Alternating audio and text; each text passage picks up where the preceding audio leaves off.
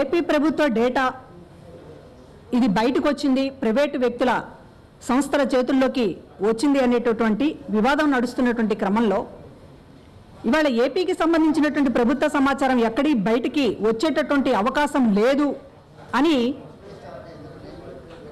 ఇద్దరు ఐఏఎస్ అధికారులు press meet పెట్టి చెప్పడం జరిగింది. ఐటీ గ్రిడ్స్, బ్లూ ఫ్రాగ్ రెండూ కూడా మా ప్రభుత్వ సర్వీసు ప్రొవైడర్లే, కానీ ప్రభుత్వ సమాచారం అనేటటువంటిది బయటకు వచ్చే అవకాశం లేదు అనేటటువంటిది వాళ్ళిద్దరూ బయటకు వచ్చి చెప్పినటువంటి సందర్భం చూసాం. విజయానంద్ గారు అదేవిధంగా అహ్మద్ బాబు గారు ఇద్దరు కూడా ఐఏఎస్ అధికారులు చెప్పారు. ఒకసారి నేను అడుగుతూ ఉన్నాను, ఇవాళ జీవో నెంబర్ 75 అనేటటువంటిది, ఈ GO Panchayati Raj and rural development department అనేటటువంటిది ఐటీ శాఖకు నిర్వహిస్తున్నటువంటి లోకేష్ గారి కనుసన్నల్లో నడుస్తున్నటువంటి ఈ డిపార్ట్మెంట్ ఇచ్చినటువంటి జీవో ఇది.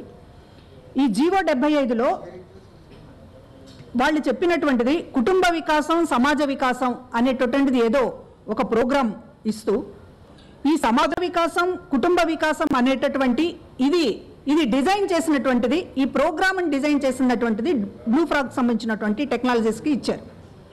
ఈ డిజైన్ చేసినటువంటి కంపెనీ ఈ కుటుంబ వికాసము, సమాజ వికాసము అనేటటువంటి దానికి ఆ డిజైన్ చేసిన దాన్ని ఫైనలైజ్ చేయడానికి దానికి సంబంధించినటువంటి మొత్తం ప్రభుత్వం నుంచి 25 శాఖలని జతపరిచారు ఈ జీవో ద్వారా. ప్రభుత్వ శాఖల 25 శాఖల సంబంధించినటువంటి ఆఫీసర్స్ అందరినీ కూడా ఈ బ్లూ ఫ్రాగ్ టెక్నాలజీస్కి జత చేసి కుటుంబ వికాసం, సమాజ వికాసం అనేటటువంటి ఒక ట్యాగ్ లైన్ ఇచ్చి నారావారి కుటుంబ వికాసాన్ని వర్ధిల్లా చేయమని ఇచ్చినటువంటి ప్రోగ్రాం ఇది. మరి 25 ప్రభుత్వ శాఖలకు సంబంధించినటువంటి అధికారులు బ్లూ ఫ్రాగ్ టెక్నాలజీస్కి సంబంధించినటువంటిది డైరెక్ట్గా ఇన్వాల్వ్ అయి ఉన్నటువంటి ఒక జీవోని ఇక్కడ మేము చూపిస్తూ ఉన్నప్పుడు, అదేవిధంగా ఇవాళ ఏదైతే ఉన్నాయో ఈ బ్లూ ఫ్రాగ్ టెక్నాలజీ నుంచి ఐటీ గ్రిడ్కి సమాచారం జరిగింది అనేటటువంటిది ఈరోజు ప్రాథమికంగా హైదరాబాద్లో జరిగినటువంటి పోలీసు విచారణలో కూడా బయటపడినటువంటిది. ఈ ఐటీ గ్రిడ్ సంస్థ అనేటటువంటిది తెలుగుదేశం పార్టీకి సంబంధించినటువంటి సేవామిత్ర యాప్ను నిర్వహిస్తున్నటువంటిది. బ్లూ ఫ్రాగ్ ఐటీ గ్రిడ్కి సంబంధించినటువంటి సంబంధ బాంధవ్యాలు చాలా బలంగా ఉన్నాయి. దానికి 25 మంది ప్రభుత్వ శాఖ అధికారులకు సంబంధించినటువంటి జత చేసినటువంటి ప్రభుత్వమే మీరందరూ కూడా దీనికి సంబంధించినటువంటి ఇన్వాల్వ్ అవ్వండి అనేటటువంటిది ఒక జీవో ద్వారా ఇచ్చినటువంటి ఆదేశం అయినప్పుడు ప్రభుత్వ సమాచారం బయటికి రాలేదు అని ఇద్దరు ఐఏఎస్ అధికారులు ఎలా చెప్పగలుగుతున్నారు? విచారణ ఏమన్నా చేయించారా మీరు?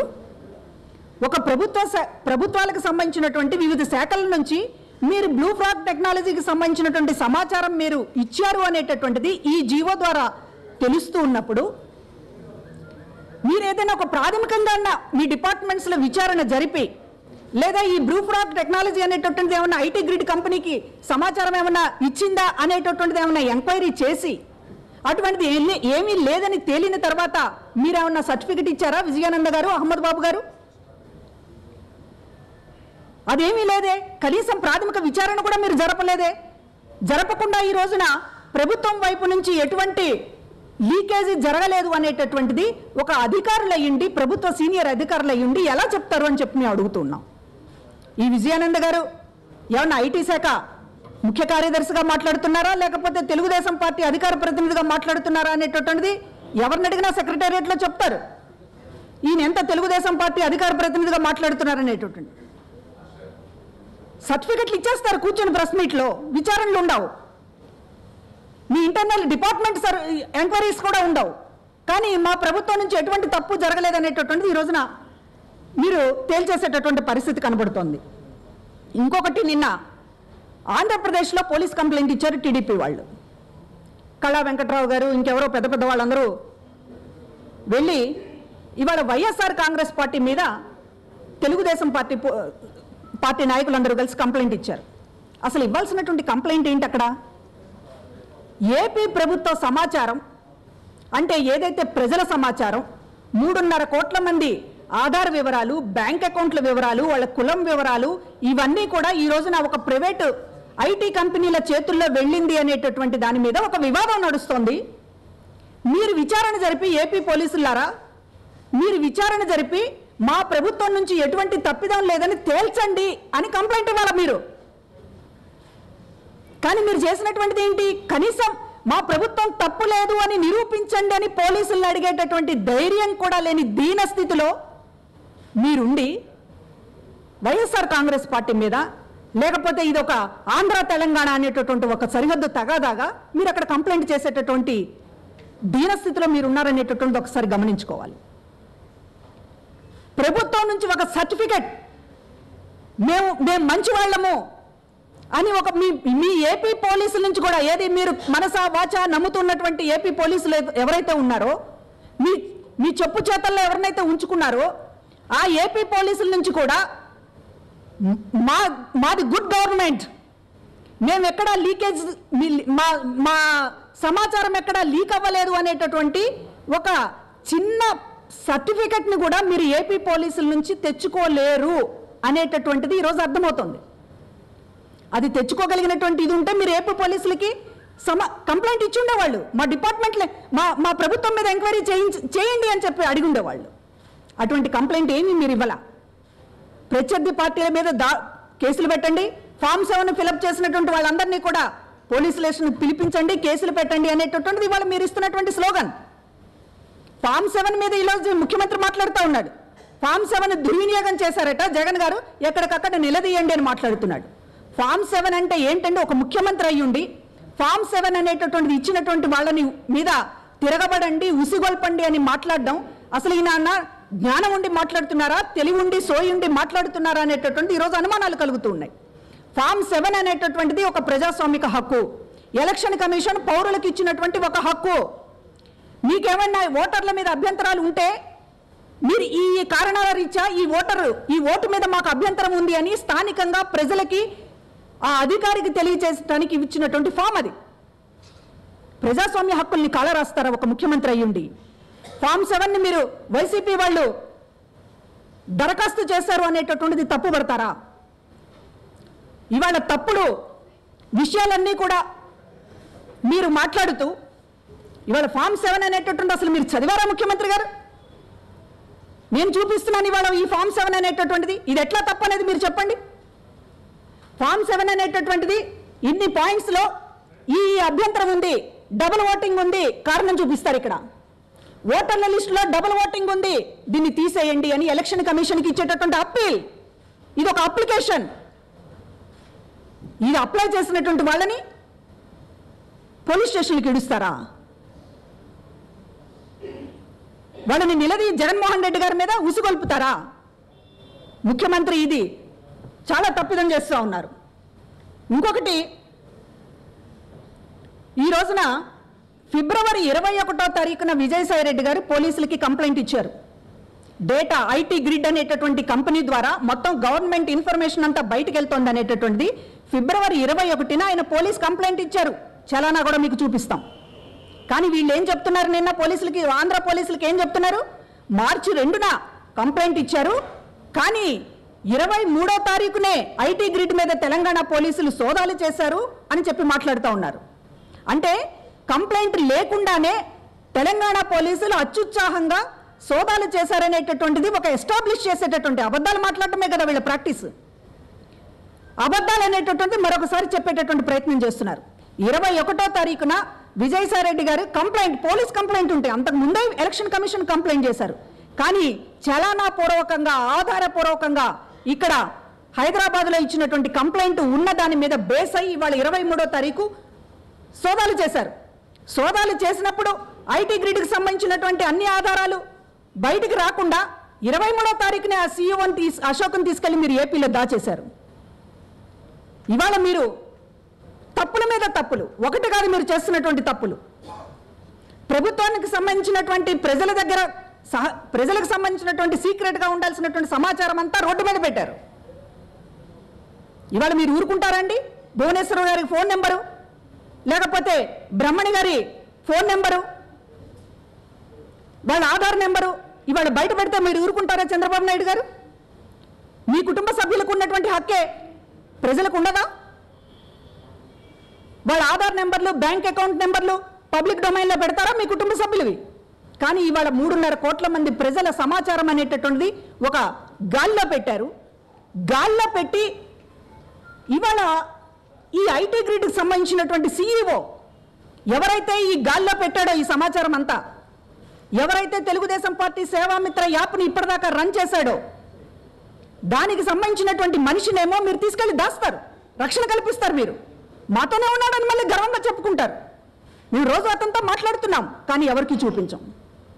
తెలంగాణ పోలీసులకు అప్పచెప్పాం, మేము అతన్ని కాపాడుకుంటాం. ఇది కదా మీరు చెప్తున్నది. కనుక అసలు వాస్తవాలు బయటికి రాకుండా అటు ఏపీ ప్రభుత్వంతోనూ ఏపీ పోలీసులతోనూ విచారణ జరపరు, ఇటు తెలంగాణ పోలీసులకి విచారణకి సహకరించరు. మీకు సంబంధించినటువంటి ఈ తప్పిదాలన్నీ కప్పిపుచ్చుకోవడానికి ఇవాళ ఎన్ని రకాలుగా మీరు 4 రోజులుగా ప్రయత్నం చేస్తున్నారనేటటువంటి చూస్తూ ఉన్నాం. ఇంకా మాట్లాడతారు చంద్రబాబు నాయుడు గారు, తింటే గారెలు తినాలి, ఉంటే టీడీపీలో ఉండాలంట. ఉంటే టీడీపీలో ఉండాలి, రాష్ట్రాన్నంతా దోచేసుకోవాలి అనేదే కదా మీరు ఈ 5 సంవత్సరాలుగా చేస్తున్నటువంటి ప్రాక్టీస్. కొల్లగొట్టారు మొత్తం రాష్ట్రాన్నంతా.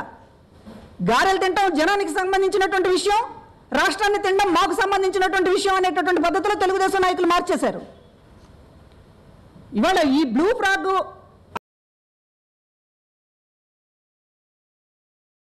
ఐటీ గ్రిడ్కి సంబంధించినటువంటి ఎవరైతే యజమానులు ఉన్నారో, ఎవరైతే CEOలు ఉన్నారో, అనేక సార్లు సీఎం హెలికాప్టర్లో, సీఎం విమానాలలో ప్రయాణించిన మాట వాస్తవం కాదా?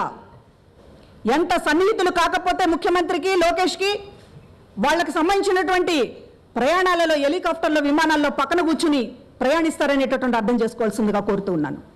ఎక్కడా కూడా టెండర్ ప్రక్రియ మీద వీళ్ళకి ప్రభుత్వ శాఖలకు సంబంధించినటువంటి పనులు అప్పచెప్పలేదు.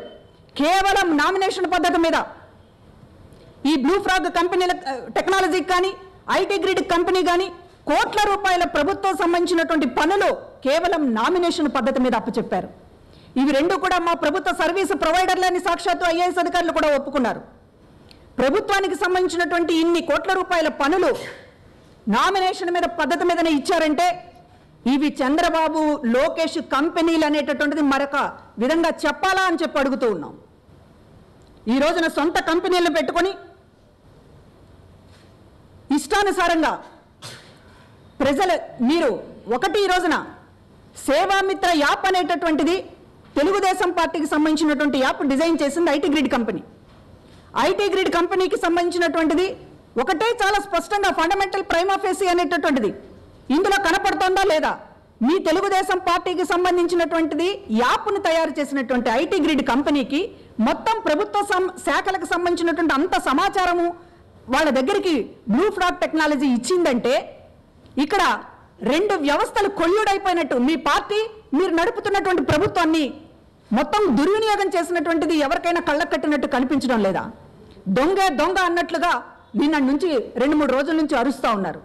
ఎందుకు మీరు విచారణకు సహకరించడం లేదు? ఎందుకు మీరు సర్టిఫికెట్ తెచ్చుకోవడం లేదు? మా ప్రభుత్వం ఎటువంటి తప్పు చేయలేదు, మేము విచారణ చేయించుకున్నాం, ఏపీ పోలీసుల నుంచైనా తెలంగాణ పోలీసుల నుంచైనా అని ఒక సర్టిఫికెట్ మీరు ఎందుకు చూపించడం లేదు ప్రజలకి? ఇది ప్రజలకు సంబంధించినటువంటి ఇష్యూ. వైఎస్ఆర్ కాంగ్రెస్ పార్టీ, టీడీపీకి సంబంధించినటువంటి ఇష్యూ కాదు ఇది.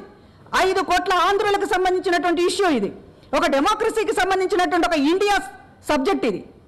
ఇవాళ ఓట్ల ప్రక్రియలోనే ఒక అవకతవకలకు పాల్పడేటటువంటిది, ప్రజల తీర్పునే శాసించాలి అనేటటువంటి ఒక మాఫియా లాగా ఇవాళ ఇది పొలిటికల్ మాఫియా కాదా? ప్రజల తీర్పుని శాసించాలి. రకరకాలుగా మీరు పాలిటిక్స్లో అక్రమాలు చేస్తున్నారు, రకరకాలుగా రాష్ట్ర సంపదల్ని కొల్లగొడుతున్నారు. కానీ చివరికి వచ్చేటప్పటికి ప్రజల తీర్పుని కూడా మేమే డిసైడ్ చేస్తామనేటటువంటి ఒక మాఫియాగా ఇవాళ ఒక పొలిటికల్ మాఫియాగా చంద్రబాబు నాయుడు గారు అవతరించినప్పుడు దీని మీద విచారణలు జరగకూడదా? విచారణ జరిగితే ఇది ఒక రాజకీయ రాద్ధాంతమా? ఇవాళ ఒకటి అడుగుతూ ఉన్నాం.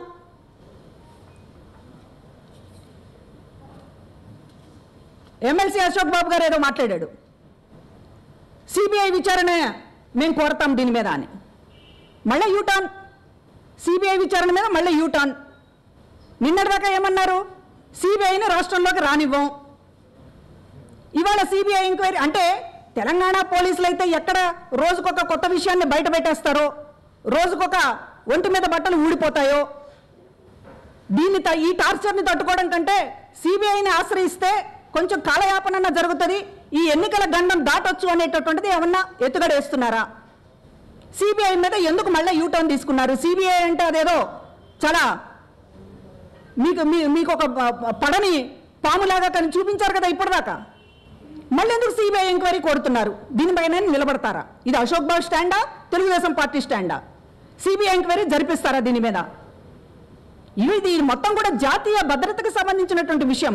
ఆధార్ నెంబర్లు, బ్యాంక్ అకౌంట్లు ఇవన్నీ ప్రజలకు సంబంధించినటువంటి ఓపెన్ అయినాయి అంటే, ఆ సీక్రసీ అనేది పోయింది అంటే ఇది జాతీయ భద్రతకు సంబంధించినటువంటి విషయం.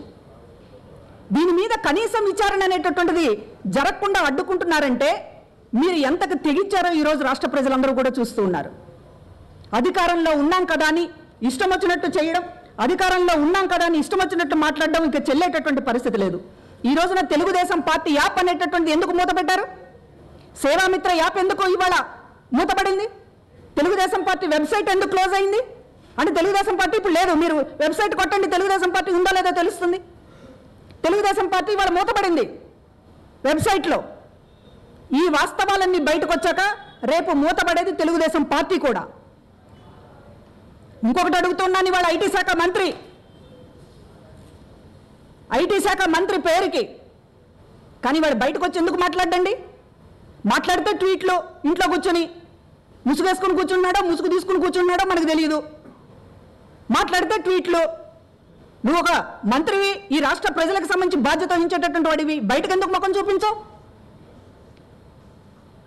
పైగా స్టాన్ఫోర్డ్ యూనివర్సిటీలో చదువుకున్నా ఉంటారు. ఒక మంత్రి అయి ఉండి ట్వీట్లతోటి రకరకాలుగా ఇష్టం వచ్చినట్టు భాష ఉపయోగించి మాట్లాడడమే తప్ప బయటకు వచ్చి ఎందుకు మాట్లాడడం లేదు ఈ వీరుడు సూర్యుడు అని అడుగుతున్నాం. అసలు బ్లూ ఫ్రాక్ ఈ లోకేషే. ఆ బ్లూ ఫ్రాక్ బయటకు రాకుండా చుట్టూ ఉన్న కప్పలన్నీ బెగబెగలాడుతున్నాయి. ఇది ఈరోజు తేల్చాల్సినటువంటి విషయం. దయచేసి అందరినీ కూడా అర్థం చేసుకోమని కోరుతూ ఉన్నాను. ప్రభుత్వానికి సంబంధించినటువంటి బాధ్యతారాహిత్యంగా వ్యవహరిస్తున్నప్పుడు అన్ని వ్యవస్థలు కూడా ఇప్పటిదాకా నిద్రపోయినా ఇప్పుడు కళ్ళు తెరవాల్సినటువంటి సమయం. దయచేసి రాష్ట్రంలో ఏం జరుగుతుందో అందరినీ గమనించమని చెప్పి కోరుతూ ఉన్నాం. ఒక అన్యాయాన్ని ప్రశ్నిస్తున్నాం. ఈ రోజున డబుల్ ఓటింగ్ ఏంటి, 50 లక్షల దొంగ ఓట్లు ఏంటి, ఒక చిన్న 13 జిల్లాలకు సంబంధించినటువంటి రాష్ట్రంలో ఇంత అరాచకం జరుగుతూ ఉంటే దానికి ఫామ్ 7లు ఇచ్చి ఈ అరాచకాన్ని పరిశీలించమని ఎన్నికల సంఘాన్ని కోరుతూ ఉంటే దాన్ని తప్పుపడుతున్నారు వీళ్ళు. ఎవరైతే న్యాయం కోసం పోరాడుతున్నారో వాళ్ళని ఒక ద్రోహులుగా చిత్రించేటటువంటి ప్రయత్నం చేస్తున్నారు.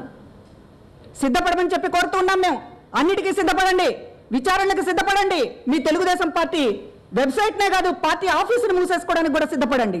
ఇవాళ చంద్రబాబు నాయుడు గారు ఇల్లు ఇక్కడ హైదరాబాద్లో ఉంది.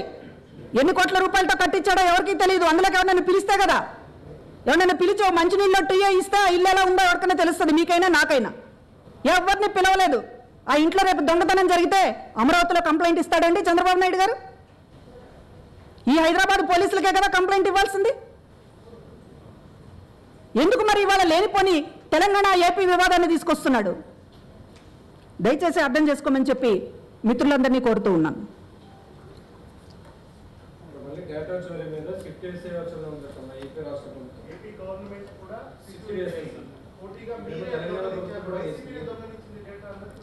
చంద్రబాబు గారు సిట్లు ఇప్పుడు ఎన్ని చూసుంటామండి రాష్ట్రంలో? ఎన్ని సిట్లు వేశారు ఆయన? గోదావరి పుష్కరాలలో 30 మంది చనిపోతే దాని మీద వేసినటువంటి కమిషన్ రిపోర్ట్ ఇంతవరకు ఎవరికీ తెలియదు. సదావర్తి భూములకు సంబంధించినటువంటి దాని మీద ఎంక్వైరీ రిపోర్ట్ ఏమైందో తెలియదు. జగన్మోహన్ రెడ్డి గారి మీద హత్యా ప్రయత్నం జరిగితే వేసినటువంటి సిట్ ఏంటో, దాని బండారం ఏంటో అందరికీ తెలుసు. వైజాగ్ భూముల కుంభకోణం జరిగితే బీజేపీ ఎమ్మెల్యే విష్ణుకుమార్ రాజు గారు అడుగుతున్నారు, మేం కాదు అడుగుతున్నది. ఆ రోజే అడిగారు ఆయన, ఆ సిట్ దర్యాప్తు బయట పెడితే మొత్తం తెలుగుదేశం ప్రభుత్వం ఉన్న క్షణాన్ని కూలిపోతుందని. మీ కింద ఉన్నటువంటి పోలీసులే మీ మచ్చలని కప్పిపుచ్చలేక బండారం బయట పెడుతుంటే ఆ నివేదికల్ని తొక్కి పెడతా ఉన్నారు. ఒక్క సిట్టు నివేదికనైనా బయట పెట్టారా మీరు చంద్రబాబు నాయుడు గారు ఇంకొక సిట్టు వేయటానికి? సిట్టు అనడానికి మీకు సిగ్గు అనిపించడం లేదా?